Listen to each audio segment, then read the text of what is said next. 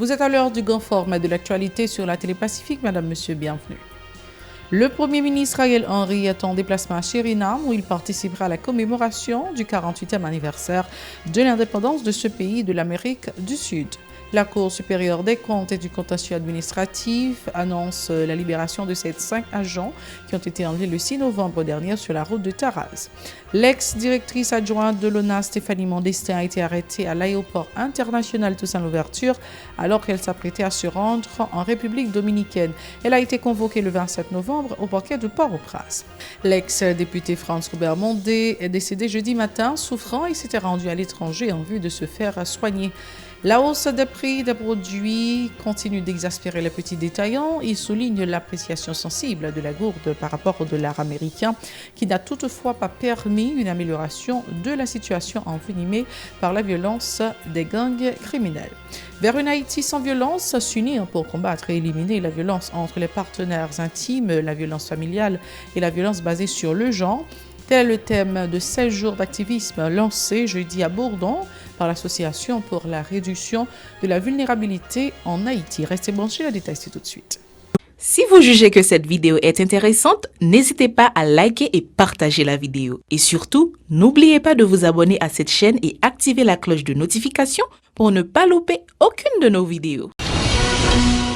Si vous nous rejoignez maintenant, vous êtes sur la télé Pacifique, vous suivez Info Pacifique, le développement. Le Premier ministre Ariel Henry est en déplacement à Suriname. Il a pris l'avion cet après-midi en vue de participer à la cérémonie de commémoration du 48e anniversaire de l'indépendance de ce pays de l'Amérique du Sud.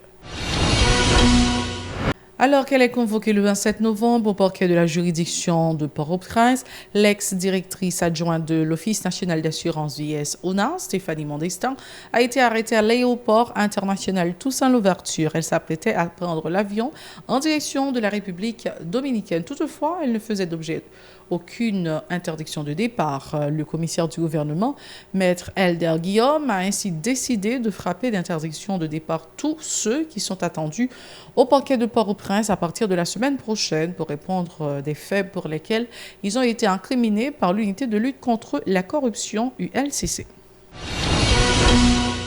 La Cour supérieure des comptes et du contentieux administratif annonce la libération de ces 5 agents qui ont été enlevés le 6 novembre dernier sur la route de Taraz. 6 agents qui résident à Carrefour ont été enlevés le 6 novembre dernier à Macaco sur la route de Taraz qu'ils avaient emprunté pour se rendre à leur bureau à la rue de la Réunion à Port-au-Prince. Le président de la Cour supérieure des comptes, Rogaville Boisguené, a remercié tous ceux qui ont contribué aux démarches pour permettre à ces agents de recouvrer leur liberté. Il en a profité pour annoncer la reprise des audiences des chambres administratives et financières de l'institution de contrôle. Aucune précision n'a été donnée sur la date et les conditions de la libération de ces employés. Autre point de l'actualité, l'ex-député Franz-Robert Mondé est décédé jeudi matin. Ancien président de la Chambre basse, l'ex-élu des NIP était souffrant. Il avait laissé le pays en vue de se faire soigner. Les prix des produits ne cessent de grimper en dépit d'une faible appréciation de la gourde par rapport au dollar américain. Sur le marché d'échange, des détaillants et des détaillantes affirment que les grossistes leur font payer le prix fort au moment de s'approvisionner.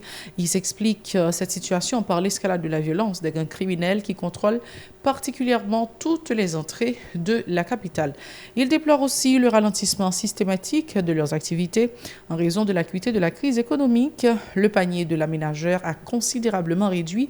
Se désolent ces gens rencontrés par Yasmine Sadon et Marie-Carmel Auguste. Oui, l'argent descend depuis nous toujours pas chercher. Nous toujours acheter. Nous pas cacher. Dis oui, nous pas cacher, dis oui, farine bien cher. Si tout monte, tout bagaille monte net et l'argent descend. Et ça, comment c'est pour ça? On petit m'a mis $35. Bon, tu dis oui, paye, comment on paye, tu m'as mis $70. Tu dis oui, paye $70. Et puis l'argent descend. Quoi aller?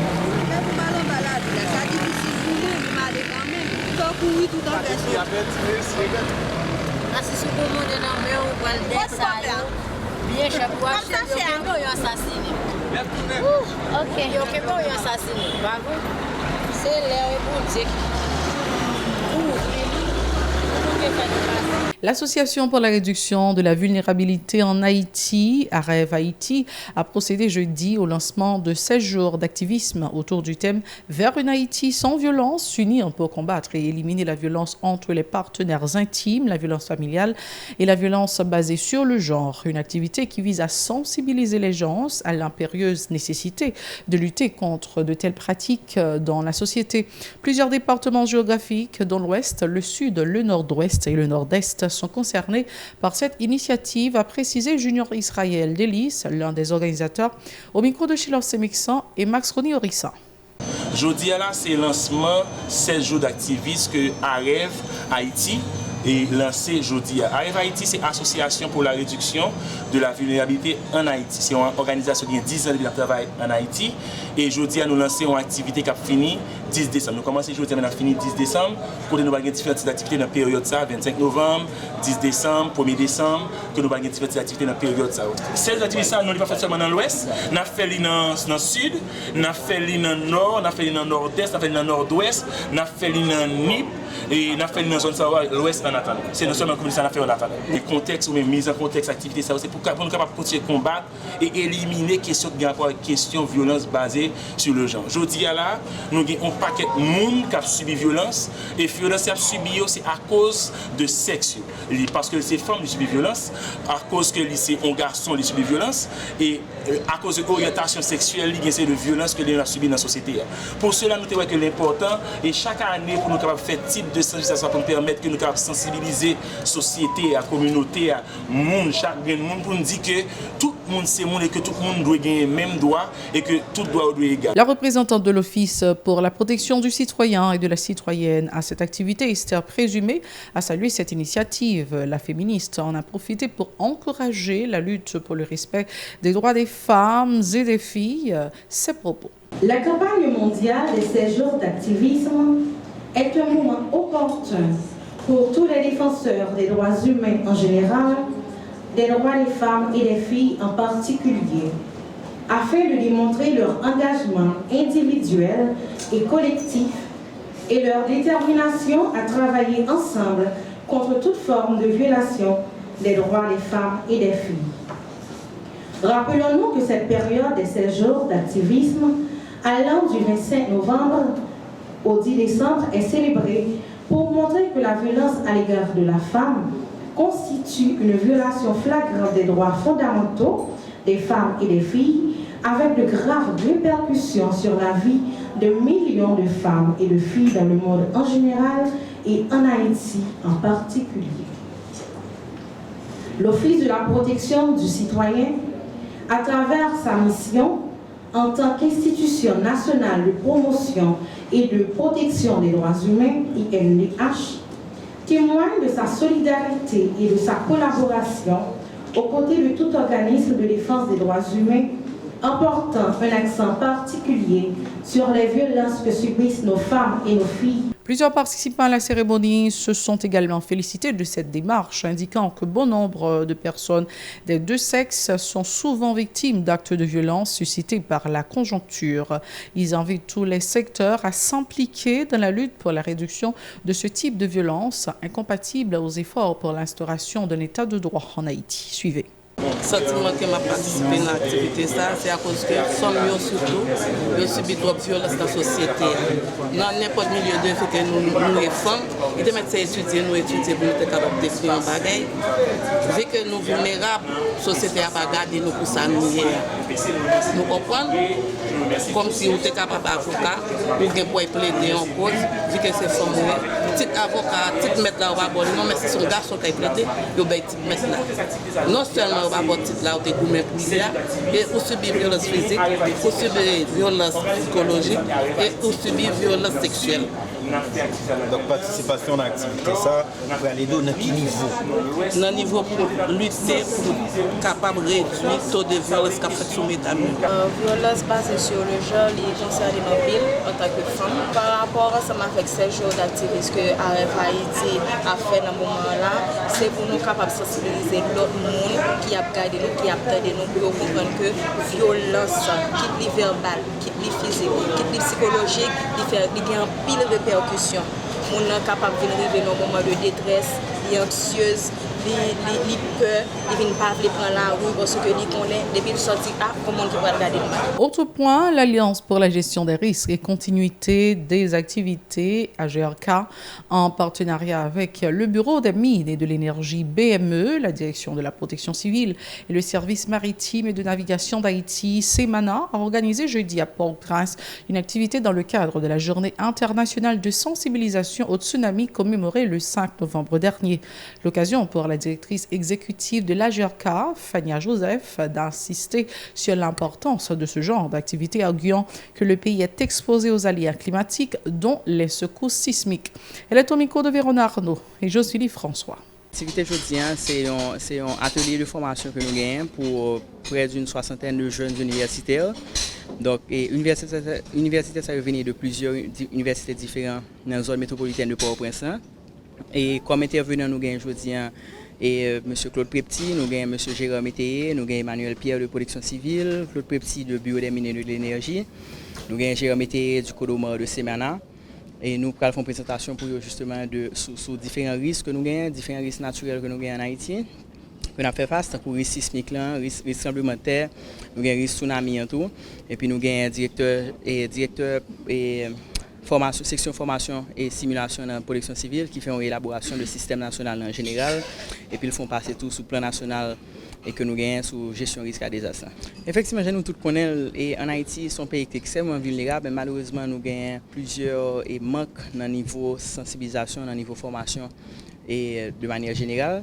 Mais nous-mêmes à GRK, ça fait environ depuis un mois que nous travaillons sans relâche avec des universités, avec jeunes universitaires surtout, dans différents domaines. Pour sa part, le directeur du Bureau des mines et de l'énergie BME, l'ingénieur et géologue Claude Prepti, a rappelé que plusieurs séismes majeurs ont déjà frappé le pays, particulièrement en 2010 et 2021. Il appelle la population à toujours faire preuve de vigilance. Ses propos. Pendant 2 ans, du 14 août 2021 au 14 août 2023. Pendant la première année, tu as gagné 2350 et deuxième an, tu as gagné 456.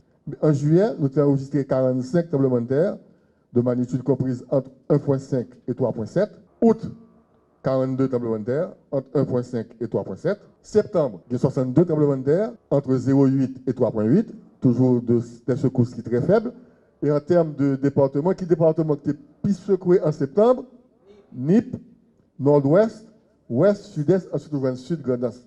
Octobre, le mois dernier, tu as 64 tremblements de terre entre 1,6 et 3,7. Et qui département qui était plus secoué en octobre, le mois dernier?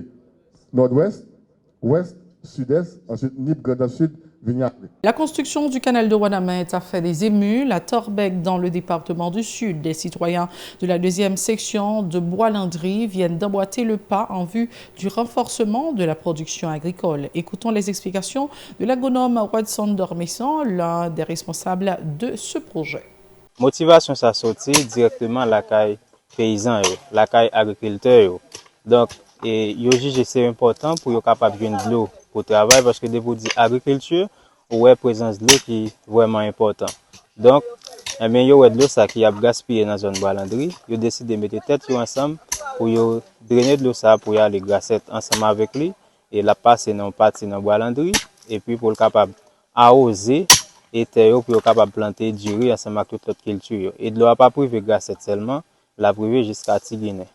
Pour la zone Bois-Landry, la passe dans ces localités qui sont les calariés. Seulement dans les calariés, on est capable de joindre environ 50 à 60 hectares. Là où il Grasset, on est capable de joindre jusqu'à 70 hectares. Et Tiguiné, on est joindre jusqu'à 60 hectares. Nous environ, nous presque un mois depuis nous commencer. Et donc, appui que nous joignons appui des paysans et des gens qui sont dans la localité.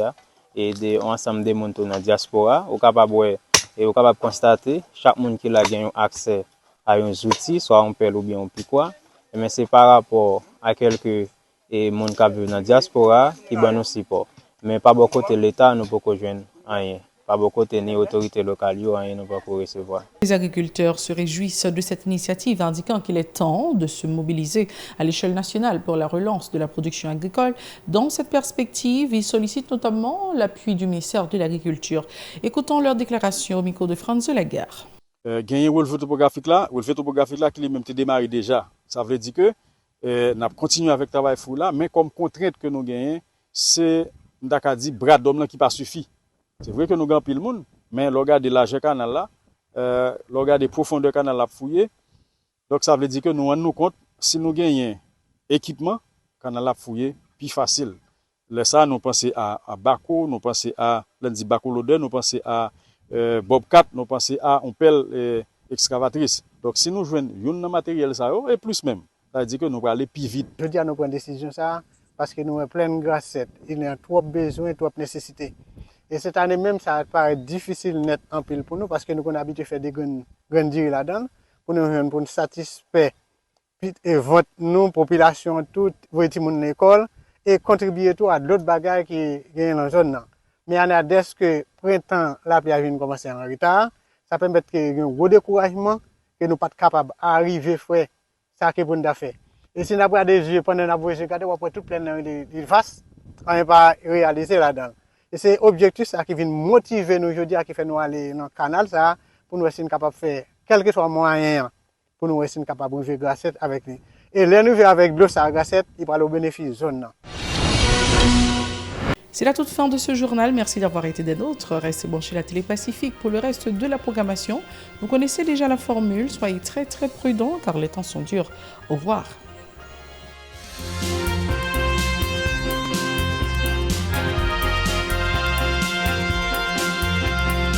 Si vous jugez que cette vidéo est intéressante, n'hésitez pas à liker et partager la vidéo. Et surtout, n'oubliez pas de vous abonner à cette chaîne et activer la cloche de notification pour ne pas louper aucune de nos vidéos.